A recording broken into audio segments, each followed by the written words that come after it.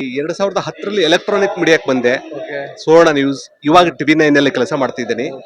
ಇದರ ಜೊತೆಗೆ ಕಥೆಗಳನ್ನು ಹಾಗೂ ಕಾದಂಬರಿಯನ್ನು ಬರೆಯುವ ಹವ್ಯಾಸ ಕೂಡ ಬೆಳೆಸ್ಕೊಂಡೆ. ಈ ಮುದ್ದಿ ಮೈಂಡ್ಸ್ ಅಂದ್ರೆ ಮುದ್ದಿಯ ಯೋಚನೆಗಳು ಅಂತ. ಈಗ ನನ್ನ ತಮ್ಮನು ಕೂಡ ಬರೀತಾನೆ, ಅವನು ಕಾದಂಬರಿ ಬರೆದಿದ್ದಾನೆ. ಹಾಗಾಗಿ ಇಬ್ಬರ ಪುಸ್ತಕಗಳಿಗೆ ಸೇರಿ ಮುದ್ದಿ ಮೈಂಡ್ಸ್, ನಮ್ಮ ಯೋಚನೆಗಳು.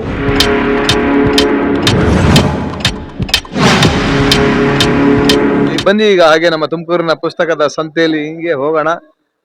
ಇಲ್ಲಿ ಏನೋ ಒಂದು ವಿಭಿನ್ನವಾಗಿ ಮುದ್ದಿ ಮೈಂಡ್ಸ್ ಅಂತ ಕಾಣಿಸ್ತಾ ಇದೆ. ನನಗೆ ಅನ್ಸುತ್ತೆ ಇದೇನೋ ಒಂಥರ ವಿಭಿನ್ನವಾಗಿ ಹೆಸರಿಟ್ಟಿದ್ದಾರೆ. ಬನ್ನಿ ಈ ಒಂದು ಸ್ಟಾಲ್ ನ ನಿಮಗೆ ತೋರಿಸ್ತೀನಿ. ಹಾಗೆ ಇವರು ಪ್ರಕಾಶಕರು ಅಥವಾ ಓನರ್ ಗೊತ್ತಿಲ್ಲ, ಕೇಳ್ಬೇಡೋಣ ಬನ್ನಿ, ಅವರೇ ಒಂದು ಇಂಟರ್ವ್ಯೂ ಮಾಡ್ಬೇಡೋಣ.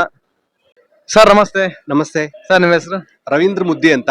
ಸರ್, ಲೇಖಕ ಮತ್ತು ಪ್ರಕಾಶಕ, ಪತ್ರಕರ್ತ ಕೂಡ ಹೌದು. ಸರ್ ಏನ್ ಸರ್ ಇದು ವಿಭಿನ್ನವಾಗಿ ಹೆಸರಿದೆ ಮುದ್ದಿ ಮೈಂಡ್ಸ್ ಅಂತ, ಹೆಂಗೆ ಸರ್ ಈ ಒಂದು ಹೆಸರು ಇಡಕ್ ಸಾಧ್ಯವಾಯ್ತು? ರವೀಂದ್ರ ಮುದ್ದಿ ಅಂತ ನಮ್ಮ ಸರ್ನೇಮ್. ನಿಮ್ಗೆ ಗೊತ್ತಿರಬೇಕು, ಉತ್ತರ ಕರ್ನಾಟಕದಲ್ಲಿ ಪ್ರತಿಯೊಬ್ಬರಿಗೂ ಸರ್ನೇಮ್ ಇರುತ್ತೆ. ಹೌದು, ನಮ್ ಜವಳಿ ಇದೆ. ಹೌದು. ಈ ಮುದ್ದಿ ಮೈಂಡ್ಸ್ ಅಂದ್ರೆ ಮುದ್ದಿಯ ಯೋಚನೆಗಳು ಅಂತ.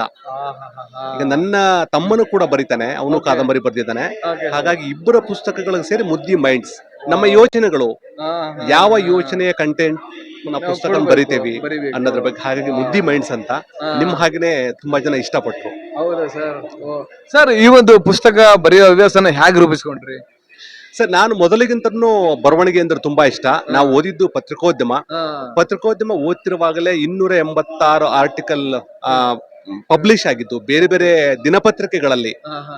ಹಾಗಾಗಿ 2010ರಲ್ಲಿ ಎಲೆಕ್ಟ್ರಾನಿಕ್ ಮೀಡಿಯಾಕ್ಕೆ ಬಂದೆ. ಸುವರ್ಣ ನ್ಯೂಸ್, ಇವಾಗ TV9 ಅಲ್ಲಿ ಕೆಲಸ ಮಾಡ್ತಿದ್ದೀನಿ. ಇದರ ಜೊತೆಗೆ ಕಥೆಗಳನ್ನು ಹಾಗೂ ಕಾದಂಬರಿಯನ್ನು ಬರೆಯುವ ಹವ್ಯಾಸ ಕೂಡ ಬೆಳೆಸ್ಕೊಂಡೆ. ನನಗೆ ಇಷ್ಟದ ಕೆಲಸ ಸರ್ ಇದು. ಸರ್, ನಿಮಗೆ ನೆಚ್ಚಿನ ಲೇಖಕರು ಯಾರು? ನನಗೆ ಪೂರ್ಣಚಂದ್ರ ತೇಜಸ್ವಿ ನೆಚ್ಚಿನ ಲೇಖಕರು. ರವಿ ಬೆಳಗೆರೆ, ವಿಶ್ವೇಶ್ವರ ಭಟ್ರು, ಜೋಗಿಯವರು ನಮ್ಮ ಗುರುಗಳು. ಹೌದಾ ಸರ್? ಸೂಪರ್ ಆಗಿರ್ತಾವ ಜೋಗಿ ಅವರು. ಸರ್, ಹಾಗೇನೆ ಇನ್ನು ಮುಂದಿನ ದಿನಗಳಲ್ಲಿ ಯಾವ್ಯಾವ ಪುಸ್ತಕ ಬರಿಬೇಕು ಅನ್ಕೊಂಡ್ರಿ? ಹಾಗೆ ಈಗ ಪ್ರಸಕ್ತವಾಗಿ ಯಾವ ಪುಸ್ತಕಗಳು ಬರ್ದಿದ್ರೆ ಒಂದ್ ಸ್ವಲ್ಪ ನಮ್ಮ ವೀಕ್ಷಕರಿಗೆ ತೋರಿಸ್ಬಿಟ್ರೆ ಅವರು ಕೂಡ ಆ ಪುಸ್ತಕಗಳನ್ನ ತಗೊಂಡು ಓದ್ಬೋದಲ್ವಾ? ಯಾಕಂದ್ರೆ ನೀವು TV9 ಅಲ್ಲಿ ಕೆಲಸ ಮಾಡ್ತೀರ ಅನ್ನೋದಷ್ಟೇ ಅಲ್ಲ, ಈ ತರ ಪುಸ್ತಕ ಬರೀತಾರ ಅನ್ನೋದು ಅವ್ರಿಗೂ ಕೂಡ ಗೊತ್ತಾಗ್ಲಿ. ನಮಸ್ತೆ ಎಲ್ರಿಗೂ. ಇದು ಗಾಡ್ ಈಸ್ ನಾಟ್ ರೀಚಬಲ್ ಅಂತ, ಈ ಬಸವ ಕಲ್ಯಾಣದಿಂದ ಕಾಶಿ ತನಕ ಹೋಗಂತ ಜರ್ನಿಯ ಅತ್ಯುತ್ತಮ ಕಾದಂಬರಿ. ಇತ್ತೀಚೆಗೆ 6 ತಿಂಗಳಲ್ಲಿ 3 ಎಡಿಷನ್ ಖಾಲಿ ಆಗ್ತಾ ಬಂದಿದೆ. ಓದಿದವರು ಮೆಚ್ಚಿದ್ದಾರೆ. ಅದು ಈ ಡಿಮ್ಯಾಂಡ್ ಇರೋದ್ರಿಂದ ಇಂಗ್ಲಿಷ್ ಕೂಡ ಆಗಿದೆ.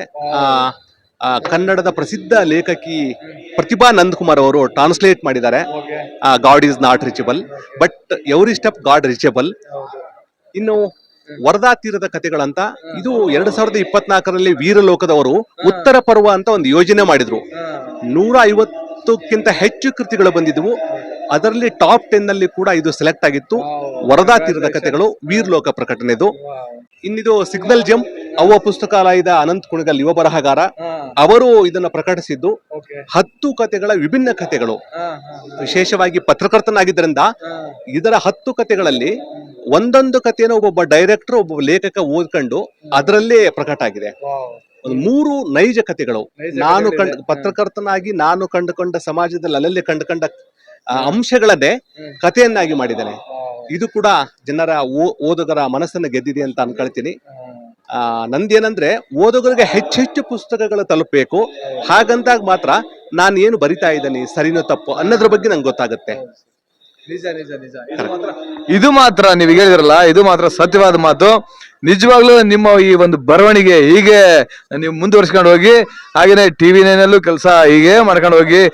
ನಿಮ್ಮ ಒಂದು ಬರವಣಿಗೆಗೆ ನಮ್ಮ ರಾಘವೇಂದ್ರ ಸ್ವಾಮಿಗಳ ಒಂದು ಶಕ್ತಿ ಇರ್ಲಿ ಅಂತ ನಾನು ನಮ್ಮ ರಾಘವೇಂದ್ರ ಗುರುಗಳನ್ನ ಕೇಳ್ಕೊಂತೀನಿ. Thank you so much.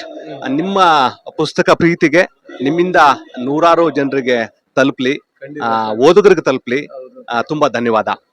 Super sir, ನಾನು ನಿಜವಾಗ್ಲೂ ನಿಮ್ಮನ್ನ ಮೀಟ್ ಆಗಿದ್ದು ತುಂಬಾ ಖುಷಿ ಆಯ್ತು ಸರ್. ನಿಮ್ಮ ಒಂದು ಪುಸ್ತಕ ನನಗೆ ಒಂದು ಬೇಕು, ನಾನು ಓದ್ಬಿಟ್ಟು ನನ್ನ ಒಂದು ರಿವ್ಯೂ ಕೊಡ್ತೀನಿ ಸರ್ ನನ್ನ ಒಂದು ಯೂಟ್ಯೂಬ್ ಚಾನಲ್.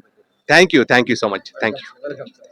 ನೋಡಿದ್ರಲ್ವಾ, ಮುದ್ದಿ ಮೈಂಡ್ಸ್ ಅಂತ ಇಟ್ಬಿಟ್ಟು ಇವರು ಒಬ್ಬರೇ ಬರ್ದಿಲ್ಲ, ಇವರ ತಮ್ಮ ಇಬ್ರಿಗೂ ಸೇರ್ಕೊಂಡು ಬರ್ದಿರೋದಕ್ಕೆ ಈ ಮುದ್ದಿ ಮೈಂಡ್ಸ್ ಅಂತ ಹೇಳಿ ಇವ್ರು ಹೆಸರಿಟ್ಟಿದ್ದಾರೆ. ನಿಜವಾಗ್ಲೂ ಇವ್ರನ್ನ ಒಂದು ಮೀಟ್ ಆಗಿ ನನಗೆ ತುಂಬಾ ಖುಷಿ ಆಯ್ತು.